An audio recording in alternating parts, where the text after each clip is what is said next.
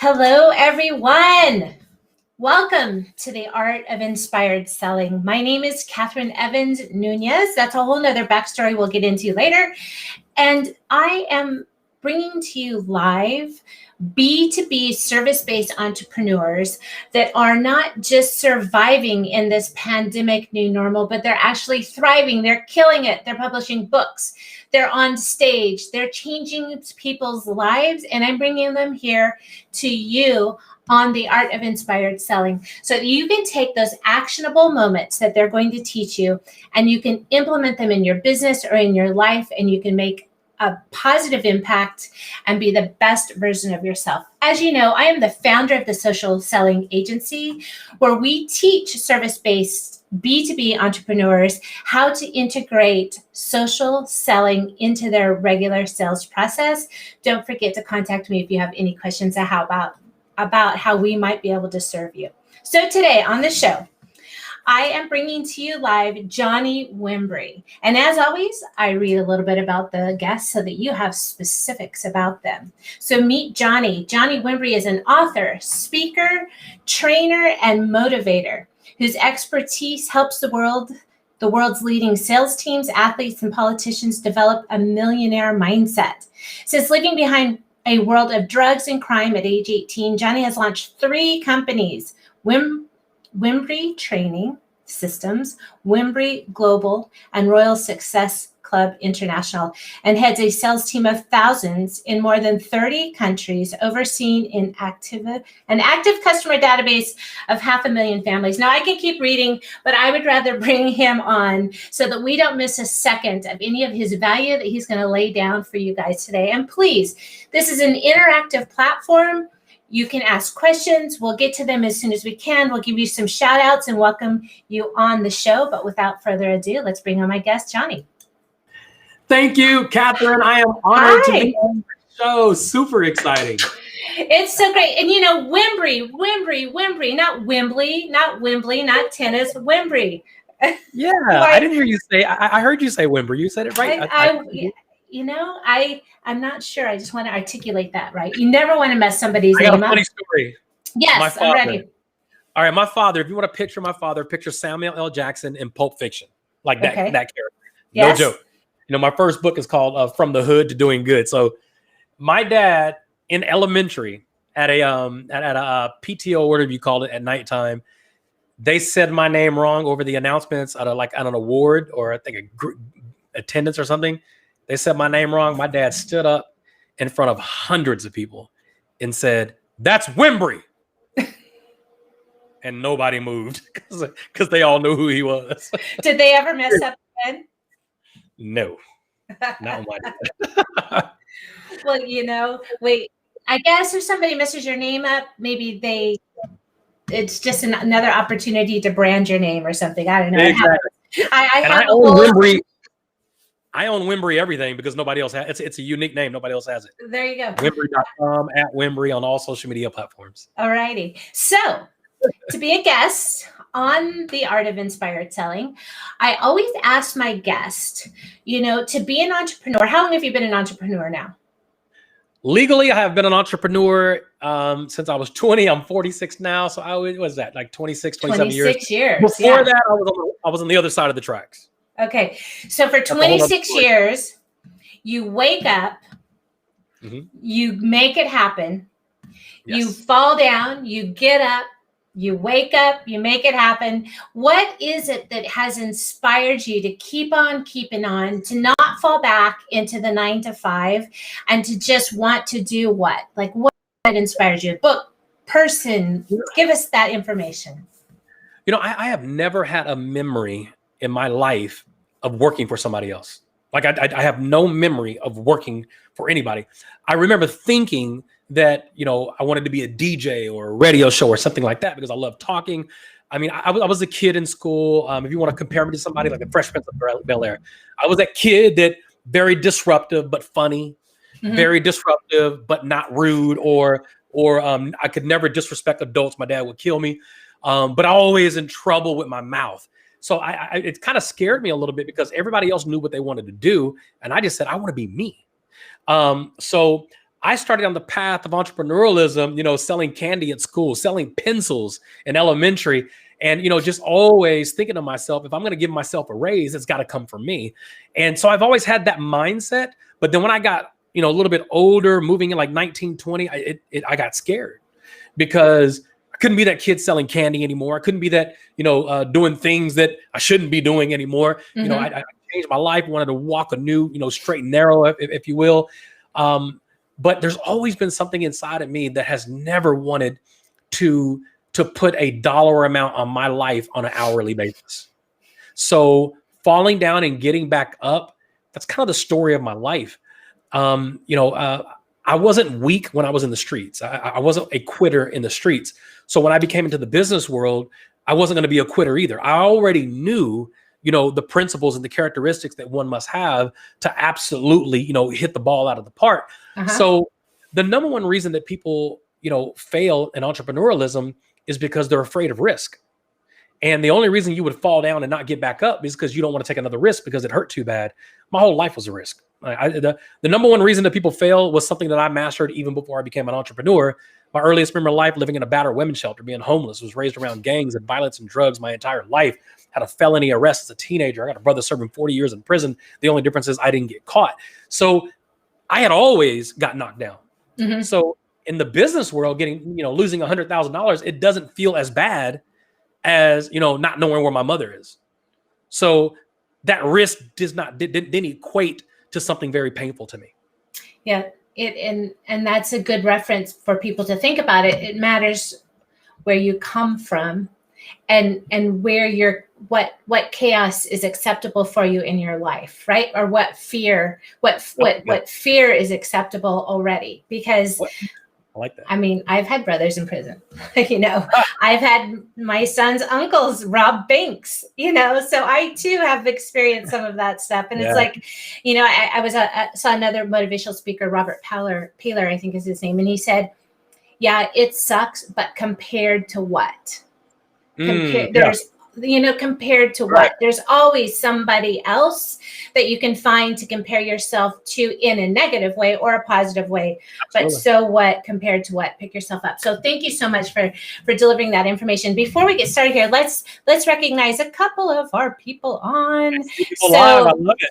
Yeah, so let's see Alicia. So happy to see you. She's a fellow member of Hair Hub, which is a San Diego entrepreneurial group for women. She says to us, this is inspiring. She's the child of 2 felons who is now working to improve the reintegration system for felons into the workforce and society. Your story is exactly what we need to move forward. So Thank you so much for dropping that. Alicia, you guys keep those comments coming in. So Johnny, let's talk just a little bit about your new... something real quick, if you don't mind. Perfect. Alicia says she's the child of 2 felons. That means, if I'm reading that right, that means both of her parents. And for her to come back with that type of comment, that is a warrior spirit. And those are the type of people that I'm looking for. And I'm serious. I am literally looking for those types of stories right now. So please stay connected, Alicia. I'll have an offer for you at the very end. I would love to interview you and get your story. There you go. There you go, Alicia. You hear that? Okay. So you just mentioned you had one book. So today we're going to talk about building a millionaire mindset, which is on Amazon. Every major bookstore in the world. Yes. So you had a 1 or 2 books before. How many books have you written? I have my very first book called From the Hood to Doing Good. The subtitle is From Adversity to Prosperity Through the Choices That You Make, supported by Les Brown. And this is kind of my baby. You learn a lot about me. It's not a story on my life, but it's a story about the principles that I used in my life to overcome the obstacles in my life. Hood actually stands for Hazardous Obstacles of Destruction. I am from the hood. Everybody's not, but everybody can associate with that. My new best-selling book hit #1 best-selling book on Amazon the first week it was out. Actually, congratulations. Thank you so much. Also afforded by Les Brown, endorsed by Emmett Smith, Bishop T.D. Jakes, Nancy Lieberman, so many soldiers and giants out there in the world. This book right now is on fire. I could tell you something that nobody knows yet. Sure.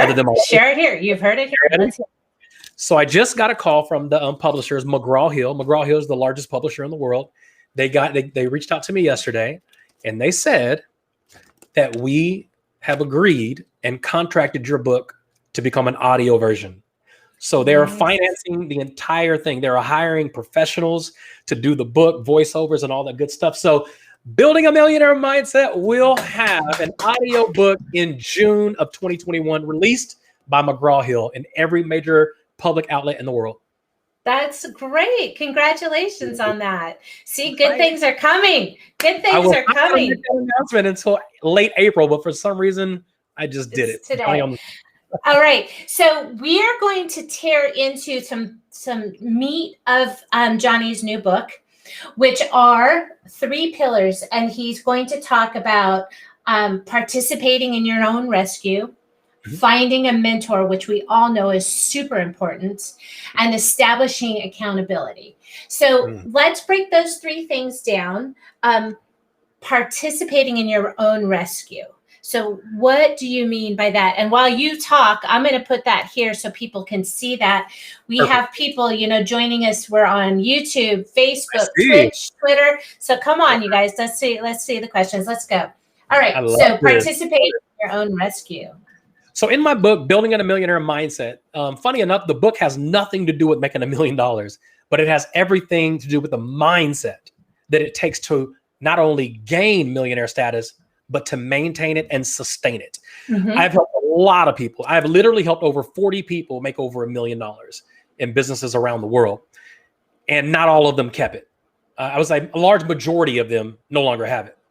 And I began to think to myself, Johnny, you're teaching people how to make money. You're teaching people how to be successful, but you're not teaching them the mindset to create generational wealth. So I wrote a book as if I was writing principles to my children. If something happened to me today, this literally is the roadmap to how to gain, maintain, and sustain the millionaire mindset. I believe anybody can make $1 million, but you have to have the mindset to keep it. So I talk about the principles. And one of the principles, like we're talking about right now, is you got to participate in your own rescue. Here's what I find from a lot of people. I have people who want to hire me as a life coach. And we're talking celebrities, athletes, politicians, high-profile CEOs. And then there are many people that want to hire me as a coach that want me to do the work. And I liken that to somebody who joins a gym. You join a local gym, you join a local gym membership, they're not coming to pick you up. They're not going to bring the weights to your house. It's a gym membership. You got to participate. You got to get off your ass. You got to show up. You got to get in the game. And what I found, and this is not even an American issue. This is Singapore. This is Australia, South Africa, Dubai, like all over the world. I find that everybody wants to be successful and they think that makes them unique. Wanting to be successful is not unique. Everybody breathing wants to increase in life. Increase means success. Doesn't mean money. It means increase. So if you want to be successful, you have to participate in your own rescue. One of the things that I learned in life very early on is no one that's worth anything is going to want to work with you until you see the worth in yourself. Ooh, that's deep. Say that again. I don't know if I can. I just said it for the first time in my life. No one is going to want to work with you. No one worth anything is going to want to work with you until you see the worth in yourself. Somebody hashtag that and send it to me. Yeah. I know my people on Instagram are the scenes right now. Yeah, we're recording it. We all right, cool. Okay. And when you understand your worth, you understand your value. You're talking to somebody who's an ex-drug dealer. As a teenager, had a felony arrest, was born around gangs and violence and drugs my entire life, lived in a battered women's shelter. That was my surroundings. So I participated in my surroundings, thinking that I could get myself out if I participated. There's no way to participate in something that you want out of thinking you're going to get out. So I began to understand that if anybody's going to do it, it has to be me. And I remember when I first got involved with sales, and I sold insurance, home security systems, and my boss made me listen to Brian Tracy. Made me listen, and then through Brian Tracy, I was turned on to Tony Robbins. Through Tony Robbins, I was turned on to Jim Rohn, and then ultimately Les Brown. And Les Brown has been a mentor of mine for over 18 years. I've shared the stage with Les Brown all over the world. And what I learned from these individuals is People will work with you when they see that you want to work on you. People will work with you when they see that you want to work on you. I want to work on me. And every mentor that I have, they can see it.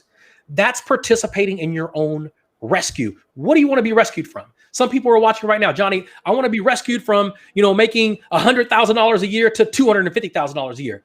You want a $150,000 rescue. And you deserve it. But you have to participate in your rescue. And I literally go into detail on that subject. And I think that people, I don't want to stereotype everybody. So some people that have mentors, right? They turn to their mentor and they over and over again, they ask for questions and it's the same question in a different format every time, right? I've seen them because I mentor a lot. And it's the same question over and over and over again. It tends to be the same people that take over the group chat or whatever with the same question, because maybe they're talking while somebody else is talking to them in their head, but they're actually not taking action on the wisdom that was given to them. Maybe give me your opinion on that. Do you think that people might, there's fear? What do you think that block is when they're reaching out and somebody grabs that hand, right? Mm-hmm. But then they're not taking that information to heart to actually make the change? Those individuals, and please do not get offended when I say this, because you can literally flip the switch right now and never be that individual again.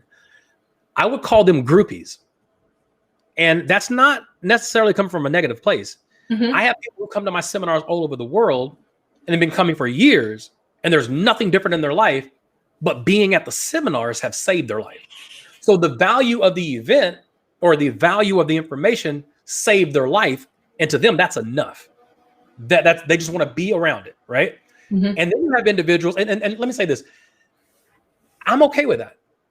But don't tell me you want something and then not participate, because I'll call you out on it. I can't mentor you and pacify you at the exact same time. Now, information without impartation is worthless. Like what is the worth of knowing where a treasure chest is if you don't go get it? I know where $1 million is buried right now, and I know exactly where it is. Okay, that's information. There's no value unless you put it into impartation. Information is something that you learn. Impartation is something when you learn it and then you put it into action. Yes. And when you put those things into action, just like you're saying, the people that gave you that information are ready there for you for the next step, right? They're hungry, yes. They see it, yeah. And you have people who want step 3 that hadn't done step 1 because step 1 sounded too simple.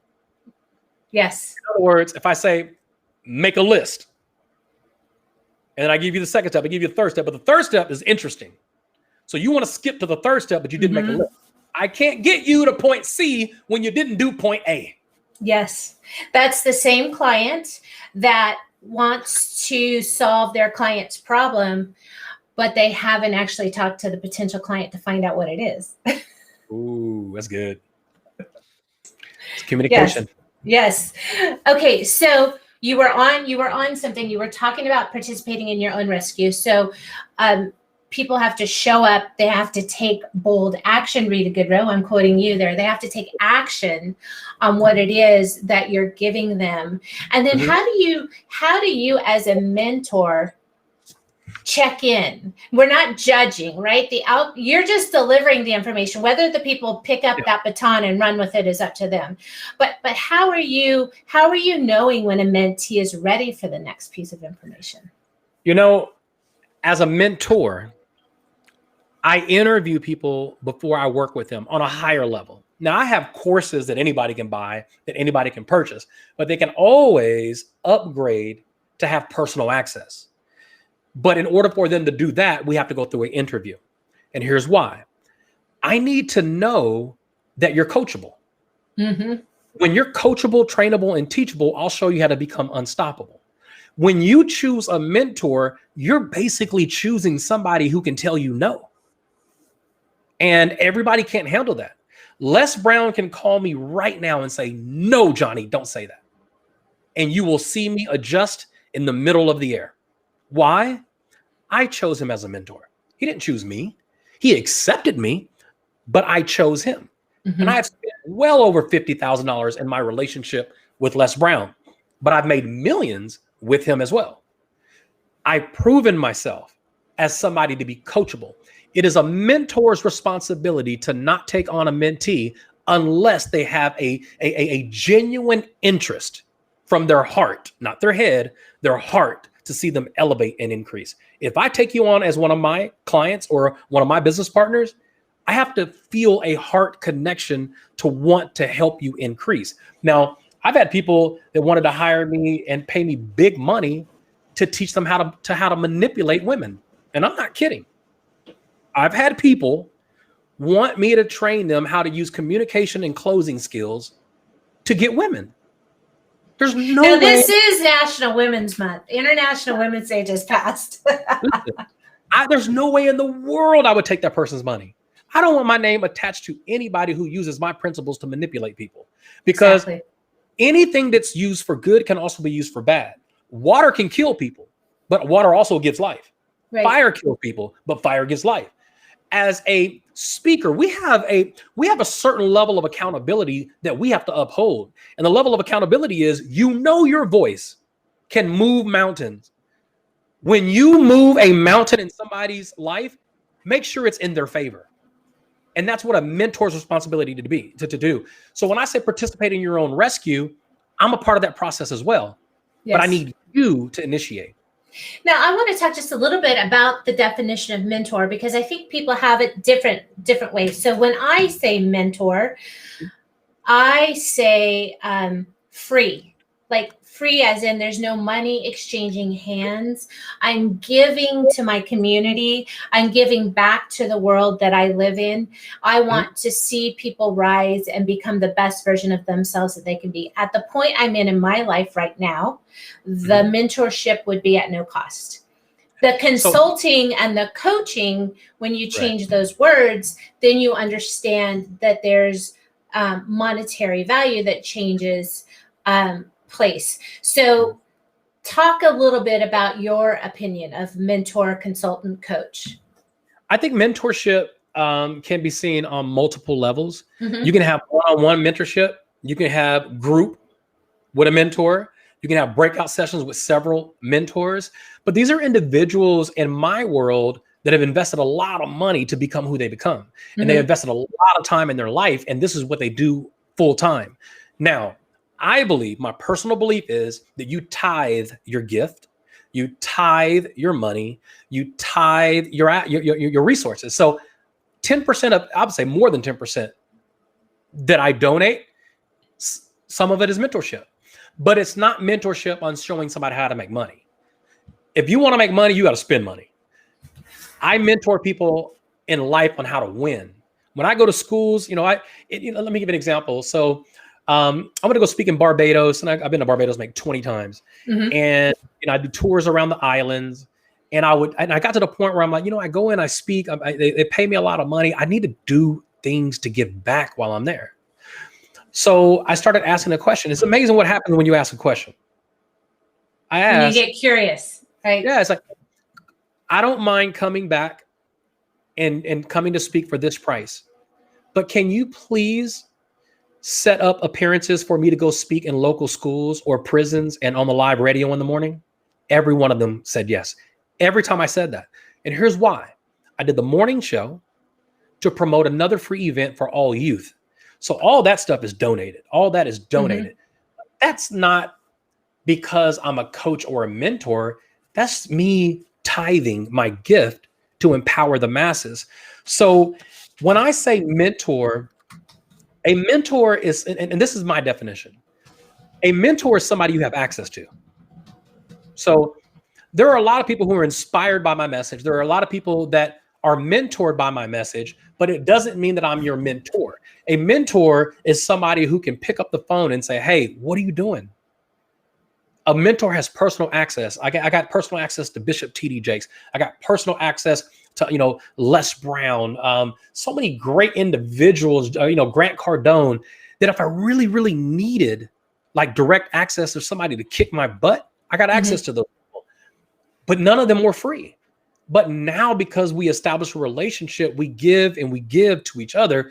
But a mentor to me is somebody who has access to you. You may be mentored by my message, but it doesn't mean I'm your mentor. It means that I've inspired you. If you truly want somebody to be your mentor, they need to have access to you. That's a great definition. Yeah. And I access appreciate to me at this point, I can't give it for free at this point. It's literally impossible for me to do it on that level, to be able to give quality. Yes, it starts to become that 15-minute. Do you have 15 minutes? Yeah. Do you have 15 minutes? And you know what's crazy? A 15-minute mentorship is way more beneficial than a 1-hour one. And if somebody let's say somebody paid me for 1 hour of coaching, I would advise them to break that hour up, because you're never, ever, ever, ever, ever, ever, ever, ever, ever, ever gonna say what you want to say the first conversation.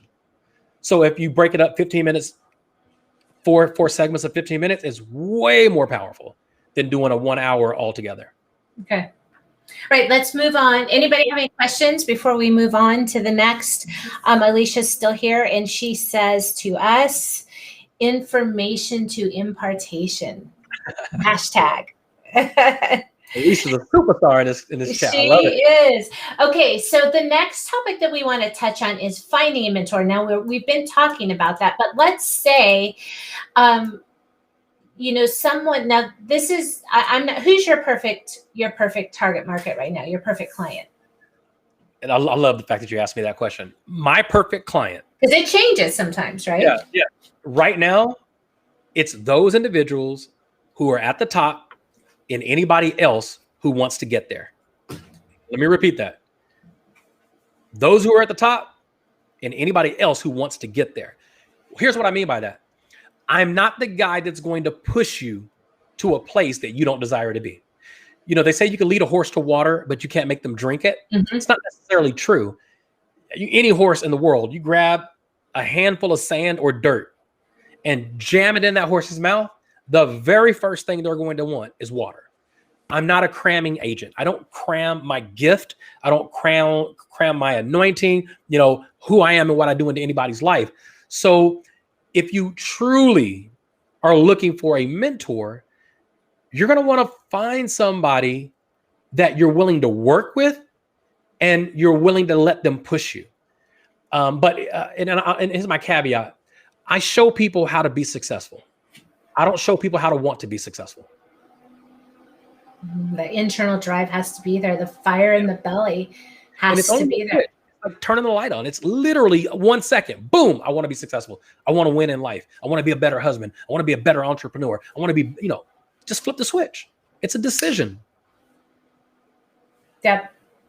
So finding a mentor, let's say that my audience now, like an Alicia Pearson, is they're female entrepreneurs, right? They're female entrepreneurs that maybe are working on a long-term goal, but in the short term, they need to have revenue success so that they can keep their eye on the long-term goal. What kind of mentor would you suggest for that stage of entrepreneurship for women? Because I tend to work primarily with women. Yeah. Tell me about, like, when they're looking for a mentor, what are some of the checklists to think about? Again, and how do you go about finding them? Great question. There's a whole chapter in my book that talks about. There's actually an exercise in my book on how to find a mentor. So, again, a mentor is somebody who has a genuine interest in seeing you elevate.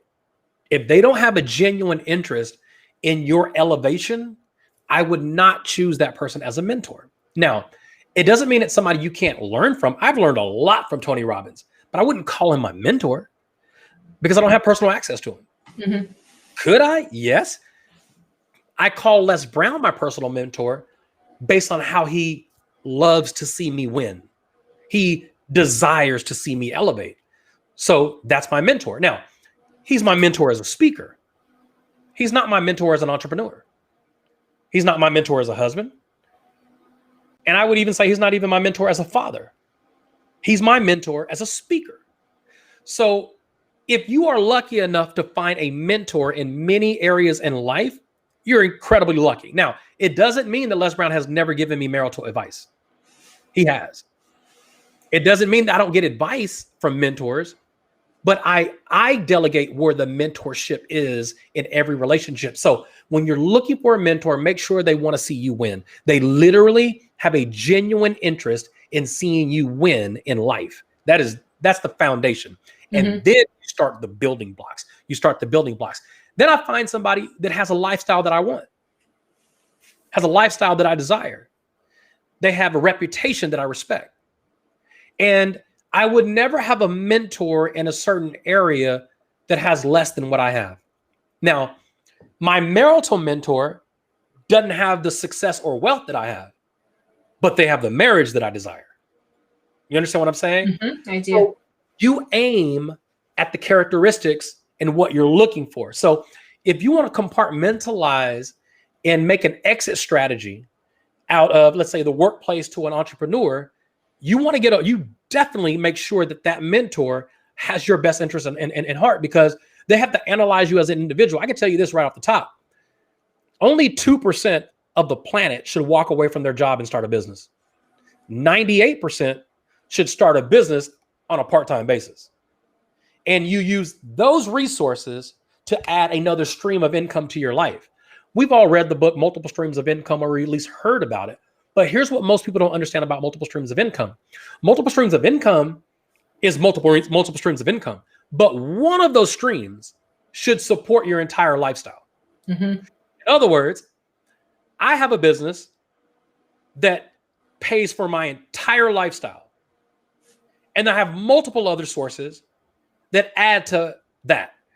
But one pays for my lifestyle. So that's a coach. See, a coach will tell you that it is not in your best interest to walk away from full-time income and start a business. It is in your best interest to start a business on a part-time basis until it replaces this income.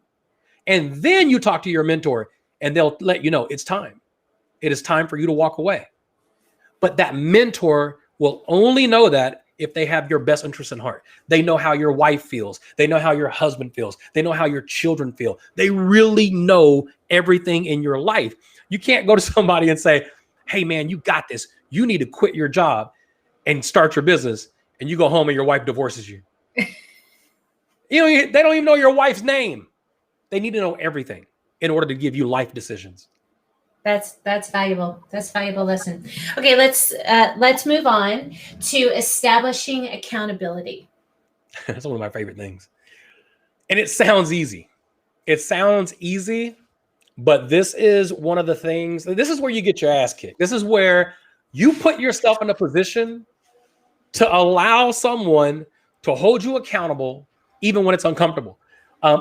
When I was writing this book, you can create accountability without permission. Accountability is different than mentorship. Accountability is you walking into the gym and you meeting somebody and you like their workout style. Maybe you watch them for a week. Maybe you watch them for 2 weeks. And eventually you go up to them and ask them questions like, and I've done this.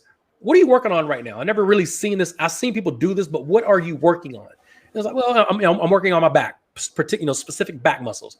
And they start, and now I'm watching them. And would you mind if I sat in with you maybe once a week? So now I'm establishing accountability because I already made them the leader. They're making decisions and they know they're going to be leading me. When I was writing this book, a friend of mine, we were in a leadership course and we saw each other maybe 5 or 6 times a week. And I was 24, 25 years old. And his name is Chris Lloyd. He's actually in my new book. I tell the whole story in the book. Chris Lloyd, super genuine guy. He's the guy who says, how you doing? And he literally means, how are you doing? It's not like, yo, bro, what's up? No, what's up? How you doing? So he had a genuine interest. So once I knew that he had a genuine interest, every time he asked me, I told him, I said, well, I'm writing a book right now. He's like, whoa, man, tell me when you're done, please. I want to be the first person to buy it. Genuine interest. And I said, thank you, man. I appreciate that. He saw me the next day. Johnny, how's the book coming? It's coming good. Saw me the next day. Johnny, how's the book coming? It's going good. Weeks go by. every day, or maybe 5 times a week. Johnny, how's the book? It's going good. And eventually he said, Johnny, how's the book? I said, Chris, don't ask me that again. Ask me what page I'm on. So now I just established accountability without his permission. Mm-hmm. Why did I do that? Because I could have said it's going good forever. Nobody would judge me. They don't know if I'm writing What's the definition that's going to move the needle forward, right? It's just, yeah. There's no definition to hold accountability. So when I said, ask me what page I'm on, that's my personality. See, you have to know your personality. If you want to, create accountability, know your personality. My personality is I would be embarrassed to say page 78 every time I see him. That would embarrass me. So I made sure that I was never on the same page. I finished the book in 3 weeks after that, because I established accountability. You don't need permission from anyone to create accountability. It could be, hey man, every morning on the way to work, let's get on the phone and talk about what we want to accomplish that day. That's accountability. Mm-hmm. You say you want to lose weight. Find somebody else who wants to lose weight and ask them every day, what'd the scale say? And it's you two talking to each other. If you truly have that individual's best interest in heart, you're going to motivate each other, encourage each other. And based on your personality type, I would be embarrassed if I had a failing day. And I would have a failing day. Everybody has failing days, but it should embarrass you to want to do better.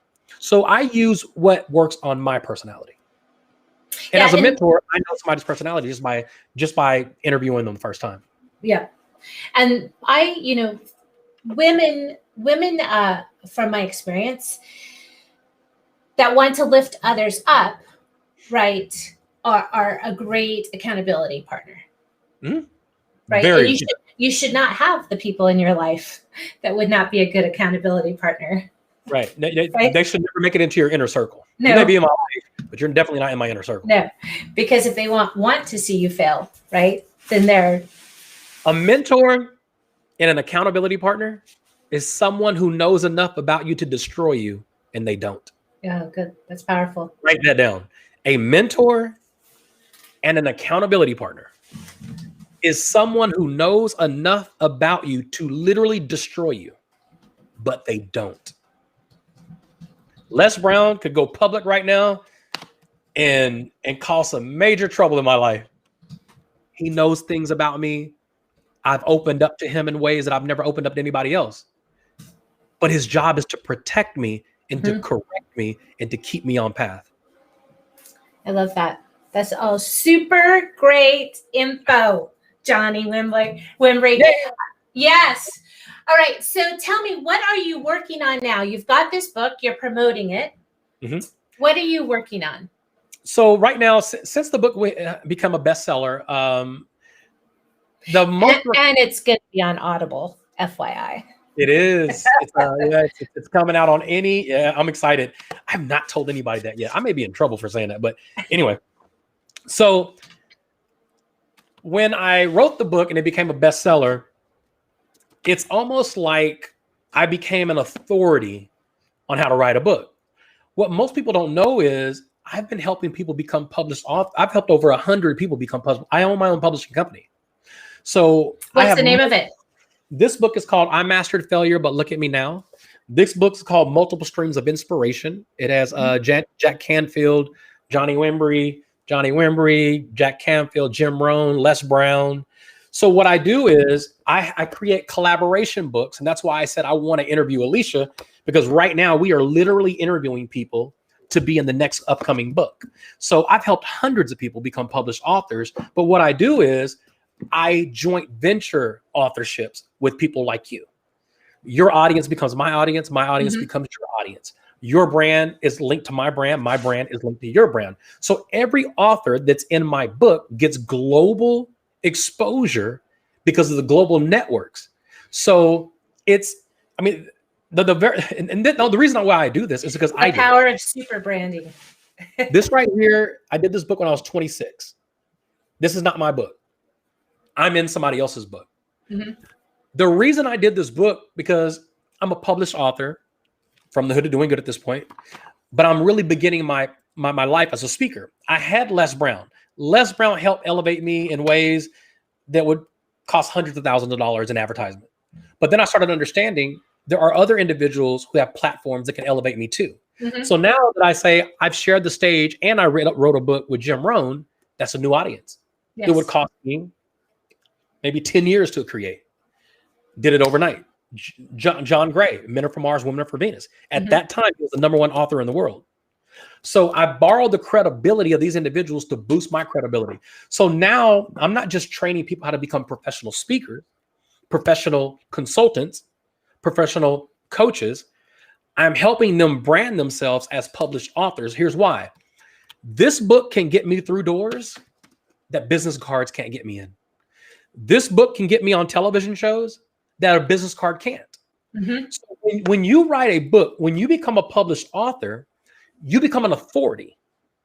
You become a documented authority. So I have helped hundreds of people around the world become a documented authority in their subject. Most of these individuals, they didn't know how to write a book. My team helped them. My ghostwriters, my editors, they pull stories out of them. Like Alicia, my team will pull stories out of her that she didn't even know exist and turn her into an actual brand, an actual expert in her story. Now, it's not about her selling this book for $20 and making $10,000 because she sold 500 books. That's the no-brainer part of it. Every one of my authors gets 500 books. That's the no-brainer. What it should do is add an additional 6 figures to your life within 24 months because you're getting speaking engagements. You're getting bookings. You should give these away as a business card. Absolutely. It becomes your business card and the road for your subject matter expertise and your backstory. And if you can do it, I can do it. Right? I love that. And right now, I have a team that's interviewing authors. We're looking for 5 authors right now from around the world. So we literally, every single person gets an interview. Everyone gets an interview. It doesn't guarantee you're going to be in the book. You may be in a future book that fits the brand. But as we interview you, you're always in our database, and we'll contact you in the future saying, hey, we have a new title rolling out. We would love to use your story this time around. We do 4 titles a year. So if you're interested in what's the website? I'll put it on here. Is there a phone number? Who should they reach out to? Now, here's where coachable comes. I'm gonna give everybody a website. And here's a funny thing. It's a very simple step. And most people still won't do it. Go to CoStarAuthor.com, just like it sounds, CoStarAuthor.com. CoStarAuthor.com. There is a form that you fill out. It's like 5 questions. Is it very CO? There's no hyphen or anything, just CoStar. No hyphen. I was going to type it, but I don't know how to type it. CoStarAuthor.com. And when you go there, there's questions. It's very simple, very quick. It's just enough information for someone in my team to contact you to set up your interview. Your interview, you'll be contacted in the next 24 hours. Your interview will be from someone in my team. If you are chosen, you're elevated to my executives. After that, then I get on the phone with you and I interview you one final time. At that point, when I'm on the phone with you, you're 100% guaranteed to make the book. If you make it, you make the book. And someone, well, what if I don't make it? What if you do? There are people's lives that will never be the same because they went to CoStarAuthor.com. I could tell you story after story.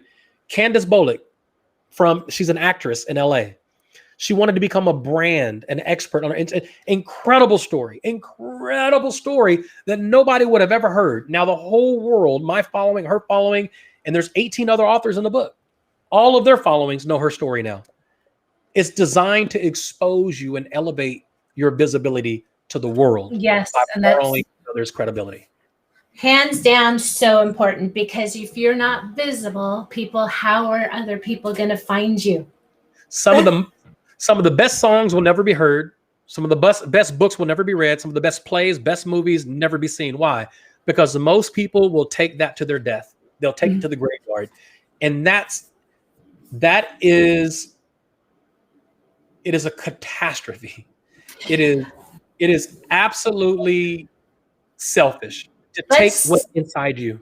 let's tie that back to where we started, because as we're starting to wrap, when your opening remarks were about understanding your own self-worth, right? Mm-hmm. And about amplifying that self-worth to the world, and to understanding your gifts, and to understanding what you've been blessed with that Mm-hmm. you can share with to change the life of another, right? Yeah. In fact, if we just inspired one person today, Alicia, if we inspired you today, or the other people that don't want to step up, maybe some people are too afraid to interact with you, I'm not sure, but if we did our job for today, right? That the art of inspired selling, that's what it is. We were here to inspire you, and you're good enough, right? This is my year of yes. This is my year of yes. You know why?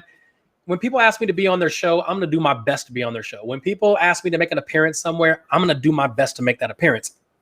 It's my year of yes. Calculated yes. And here's why. I don't care if it's 5 people. I could have been one of those 5 people that heard something that changed my life forever. I will always deliver. If I'm speaking to 20,000 people in arenas, or if I'm speaking to 5 people in a coaching session on Zoom, I'm always going to do and give my best. Why? What you just said. It could be one person that you created a ripple effect in their life, and that ripple turned into millions. I may never know it. I may never get the credit, but who cares? I know why God put me here. Yes. I know what my mission is, and I know what I'm accountable for. And my accountability is to create increase into individuals' lives on a massive level that will lead to tens of millions of people having positive impact. That's what you said in the very beginning. So that's on that goosebumpy moment, I think we have just about a show wrap. So are there any last closing comments that you want to give out to the audience? Is there anything else that we want to say? I mean, other than thank you so much. Johnny, where are you coming live from today? I'm in South Lake, Texas, the Dallas-Fort Worth Metroplex. Yeah. Oh, is it warming up there? Oh, it's definitely warming up. It doesn't stay cold long. We had ice, and 5 days later, it was like 70, 80 degrees. It's just crazy. There's one question I have left while we're waiting, because you know the comments come in a little bit later than the live stream. How did you meet Les Brown? What was that bridge that you crossed to actually get in touch with him to cause you to choose him? Funny story. I began, I've been in the network marketing business industry since I was 25. And I've built organizations around the world. And a lot of my speaking has led to those individuals that I've met around the world. So when I speak in Australia, I would meet somebody and I would start a team. So I did that all over the world, over 100 countries. And I got to the point, and this is before that fact, but I got to the point where, I just didn't trust the industry anymore, because I was part of companies and I didn't really understand the industry. I was just following people and not really knowing what I was following. And I always hit the top of the company, and the company will go out of business. And I just realized, if I'm going to put my time and energy on something, I want it to be me. Because if I let me down, I can accept that. But when I give my all to something else and you let me down, that's a hard hit. Yeah. So I'm going to build Johnny. I'm going to build Johnny's brand. So I just really started focusing on me. A friend of mine called me named Mike Asquith. He's actually in San Diego with you. Multi-millionaire guy. I love this guy. He's a brother to me. He called me and said, Johnny, I know you're not interested in network marketing anymore. I was maybe like 27. I was 27 at the time. He said, I know you're not interested in network marketing, but I want you to come tour our company. I said, well, why? He said, because Les Brown is on the tour today. And if you come, I'll introduce you to him. And I said, Mike, if I come, here's exactly how I want you to introduce me. I gave him a script, and that's how I met Les Brown. Nice. And the rest is history, folks. All right. So one last question. Alicia's still the only one that's interacting. And Alicia, this is your show today. How did you deal with those who tried to hold your past against you? You know what? I would appreciate anybody for honestly being who they are. So if you honestly don't want to do business with me because of my past, thank you for being honest. You just saved me a lot of time, a lot of efforts. Now, it is my responsibility to dig myself out of the hole that I put myself in. So if I'm a victim, I'm going to let it hurt me. But I'm the victor. I talk about this in the book, being a victim and a victor. Victims always find a reason to blame it on somebody else. I will tell people, I understand. I wouldn't want my, if my daughter brought somebody home that had my background, I would be very, very investigative in a very, very big way. But it's that individual's job to convince me that they're worthy. It's my responsibility to convince the people that I want to do business with that I'm worthy. And if you want to hold my past against me, then okay, I appreciate your honesty, because my past doesn't determine my future. Where I come from, it shouldn't dictate where I'm going. So if I dance with you, meaning doing business, and you're holding me back because you're talking about my past, I'm no longer talking about my past. You weren't even there and you're talking about it. I don't have time to slow down to have a conversation about something I was there and you weren't. So thank them for their honesty and move on. You're going to find people who have a genuine interest. I remember telling Les Brown, Les, I want to speak at schools and ministries and prisons. And he said, Johnny, but you're a multimillionaire. You've helped people become successful. You're an entrepreneur. You can speak on levels that I can't even speak on. I was like, Les, I know that, but, and here's what Les told me. He said, why do you keep saying but? He said, if you continue to argue for your limitations, I'm going to let you keep them. That was him saying, Johnny, I'm not going to work with you anymore if you continue to give me excuses about your past. If you are holding on to excuses of your past, that is you working against your rescue. Okay. She says, thank you. That makes absolute sense. Okay. Well, I want to thank you, Johnny, for your kindness. Thank you. To want to give to our audiences here. Shout out to your Instagram fans there, getting that back. They're behind the scenes for today's show. And I also want to remind you guys to reach out to Johnny if you have an interesting story. Let him be the judge. Please. If you want to apply, just do it. Just show up. Put yourself out there. Be visible. Right. You could get a call back. I started this live stream as just a way to give back to my audience, and it's led to me doing audition after audition for on-screen talent. Who would have thought, right? It just happens. I mean, I haven't won yet, but I certainly showed up. That's you participating. That is you participating, just rescuing yourself to another level. And Wayne Gretzky said this. He said 100% of every shot that was never taken never went in. Oh, yeah. So if you're not moving towards the path that you desire in life, I don't care how old or how young you are, it's only because you're not shooting. When you shoot, at some point, there's going to be a basket. And I'm just saying, listen, I'm helping people shoot, and I'm showing them the more you shoot, the more you win. So swing the bat. You're going to hit a ball. You got to swing, though. You do. Just swing and a miss, or at least you swung.